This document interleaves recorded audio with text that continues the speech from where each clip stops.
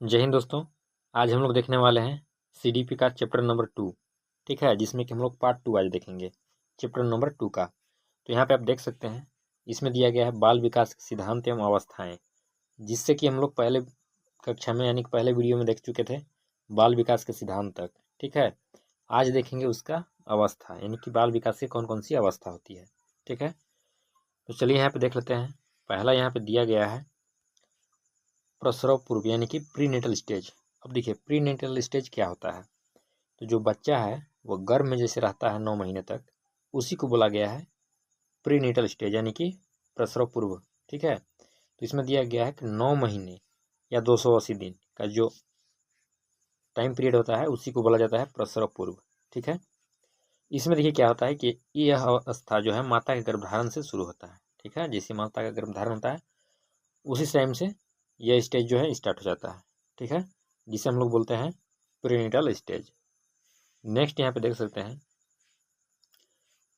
Second number दिया गया है शैशवावस्था। अब देखिए शैशवावस्था क्या होता है, यानी कि इन्फेंसी स्टेज। तो जन्म से लेकर जैसे ही बच्चे का जन्म होता है, जन्म से लेकर के 2 वर्ष तक का जो एज होता है उसे हम लोग कहते हैं शैशवावस्था। ठीक है, इस अवस्था में शिशु पूर्ण रूप से माता पिता पर निर्भर रहता है, यानी कि जब जन्म से 2 साल का बच्चा जो होगा वह माता पिता पर ही डिपेंड रहेगा। ठीक है, उसका व्यवहार मूल प्रवृत्तियों यानी कि जैसे कि यहाँ पे देख सकते हैं, जैसे भूख लगेगा तो रोना स्टार्ट कर देगा, जैसे आनंद उसको होगा किसी चीज़ का तो हंसना स्टार्ट कर देगा। ठीक है, इस पर जो है आधारित होता है, यानी कि वह उसका व्यवहार किस पर आधारित होता है, मूल प्रवृत्ति पर, यानी कि उसको जैसा महसूस होगा उस टाइप का प्रतिक्रिया वह करने लगेगा। ठीक है, अब देखिए इसमें क्या क्या है। तो शारीरिक यानी कि फिजिकल, मानसिक यानी कि मेंटल, अधिगम की अवस्था जो है लर्निंग स्टेज, इसमें क्या होती है, तेज होती है।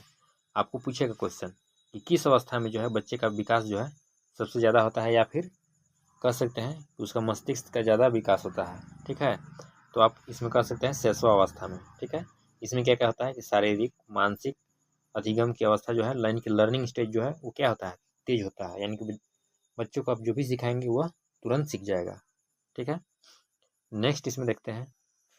नेक्स्ट यहाँ पे नैतिकता यानी कि मॉरलिटी का अभाव होता है, यानी कि इसमें जो है बच्चा सही और गलत का जो है परख नहीं कर पाता है, यानी क्या सही कर रहा है क्या गलत कर रहा है। ठीक है, इस स्टेज में आप देखते होंगे कि बच्चा अक्सर जो है गलतियाँ करते रहता है। ठीक है, नेक्स्ट यहाँ पे है प्राथमिक समाजीकरण यानी कि प्राइमरी सोशलाइजेशन।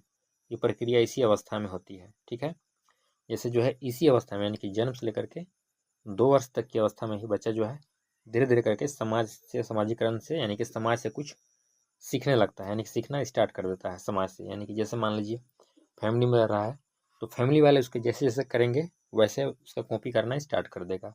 ठीक है, नेक्स्ट है यहाँ पे पूर्व बाल्यावस्था यानी कि बाल्यावस्था से पहले। तो पूर्व बाल्यावस्था का जो टाइम पीरियड होता है यानी कि अर्ली चाइल्डहुड स्टेज का जो एज होता है वो 2 से लेकर के 6 वर्ष तक। ठीक है, 2 से लेकर के 6 वर्ष तक का स्टेज को हम लोग बोलते हैं पूरे बालावस्था। अब देखिए इसमें क्या क्या होता है।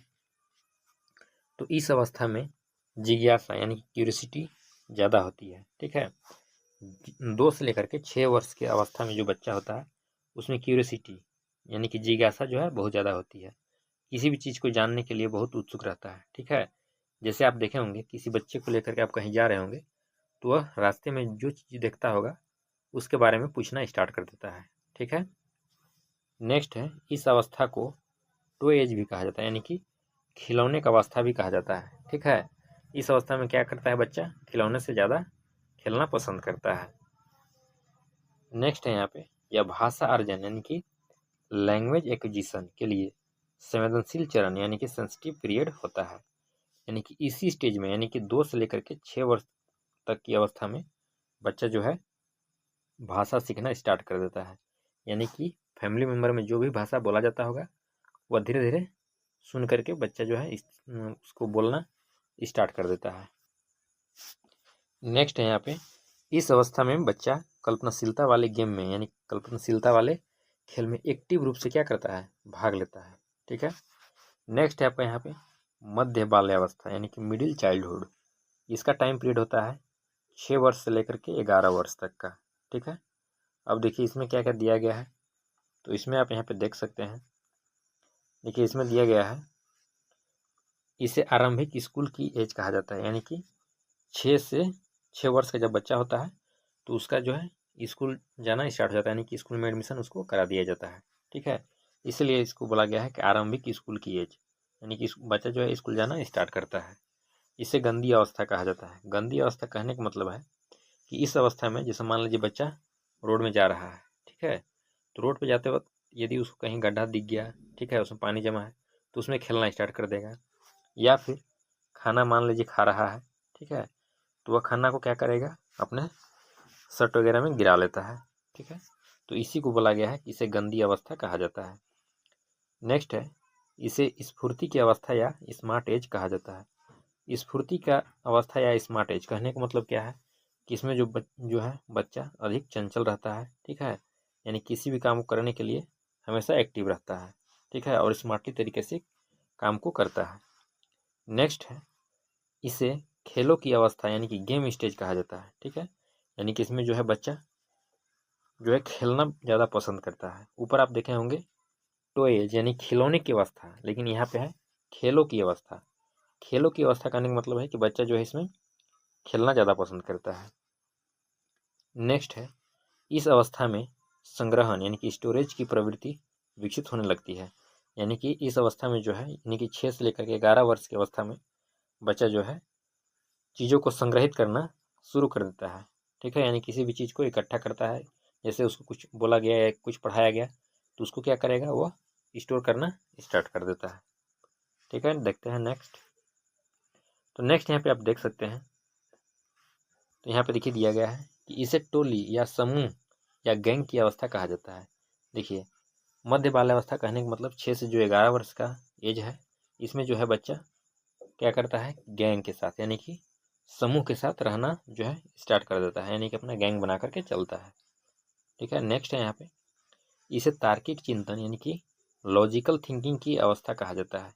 इसमें जो है बच्चा लॉजिकल थिंकिंग यानी कि तार्किक चिंतन, किसी के बारे चीज़ के बारे में सोच विचार करना शुरू कर देता है। ठीक है, उसके बारे में, उससे रिलेटेड जो चीज़ें हैं उसके बारे में सोचना समझना जो है वह स्टार्ट कर देता है इसी अवस्था में। नेक्स्ट है किशोरावस्था यानी कि अडोलसेंस। किशोरावस्था का एज क्या है, तो 11 से लेकर के 18 वर्ष का जो एज है इसे हम लोग बोलते हैं किशोरावस्था। अब देखिए इसमें क्या क्या दिया गया है, तो इसमें यहाँ पे आप देख सकते हैं कि इसमें अक्सर परिवार की तुलना में दोस्तों की राय महत्वपूर्ण होती है। ठीक है, यानी कि मान लीजिए जो बच्चा को करना है तो वो अपने फैमिली से सलाह न लेकर के अपने दोस्तों की सलाह जो है लेता है और उससे ही महत्वपूर्ण मानता है, यानी कि उसे ही उस सलाह को ही इम्पोर्टेंट मानता है वो। ठीक है, इसे जीवन का सबसे कठिन काल यानी कि हार्ड टाइम कहा जाता है। ठीक है, यानी किशोरावस्था को जो है क्या कहा जाता है, जीवन का सबसे कठिन काल कहा जाता है। ये कौन बोला है, तो किल पैट्रिक जो है वो बोले हैं यहाँ पे कि जीवन का सबसे कठिन काल है। किल पैट्रिक, याद रखिएगा, क्वेश्चन पूछा जाता है यहाँ से।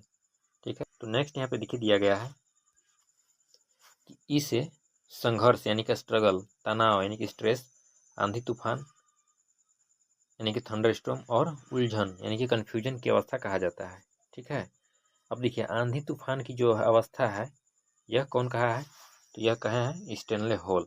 स्टेनले हॉल के द्वारा कहा गया है इसे आंधी तूफान की अवस्था। किस अवस्था को, तो किशोरावस्था को। ठीक है, नेक्स्ट है, इसमें विषमलिंगी आकर्षण होता है। विषमलिंगी आकर्षण कहने का मतलब क्या है, लड़का जो है लड़की के प्रति और लड़की जो है लड़का के प्रति आकर्षण होना इसमें स्टार्ट हो जाता है। ठीक है, नेक्स्ट है, इस अवस्था को स्वर्ण काल यानी कि गोल्डन एज कहा जाता है। देखिए किशोरावस्था को स्वर्ण काल भी कहा जाता है, यानी कि इसमें जो है बच्चे में अधिकांश चेंजेस देखने को मिलते हैं। ठीक है, और यह एक क्या है, स्वर्ण काल का एज है। ठीक है, ऐसा कहा गया है। नेक्स्ट यहाँ पे आप देख सकते हैं,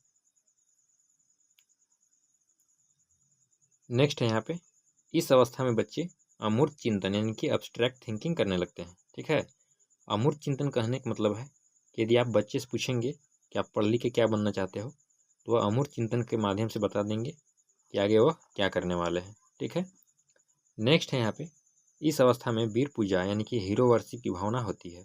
देखिए वीर पूजा यानी कि हीरो वर्शिप कहने का मतलब है कि बच्चे जो है यहाँ पे किसी को आदर्श मानने लगता है। ठीक है, जैसे मान लीजिए कोई APJ अब्दुल कलाम को आदर्श मानता है, ठीक है, कोई महात्मा गांधी को, कोई भगत सिंह को, या फिर कोई भगवान को ही अपना आदर्श मानने लगता है, ठीक है। तो इस टाइप से यहाँ पे देखा गया है। तो वीर पूजा वही है, यानी कि हीरो वर्शिप वही है, यानी कि किसी का जो है बच्चा फैन हो जाता है। जैसे कहते हैं ना कि मैं उसका बहुत बड़ा फैन हूँ, यानी फैन करने का मतलब कि उसको अपना आदर्श मानना स्टार्ट कर दिया है, ठीक है। तो यही उसमें दिया गया है। बाल विकास की जो अवस्थाएं हैं वो यहाँ पे एंड हो चुका है, ठीक है। आई होप कि आपको यह चैप्टर समझ में आया होगा। यदि समझ में आया है तो वीडियो को लाइक कर दीजिए और अपने दोस्तों के साथ इसे शेयर भी कर दीजिए।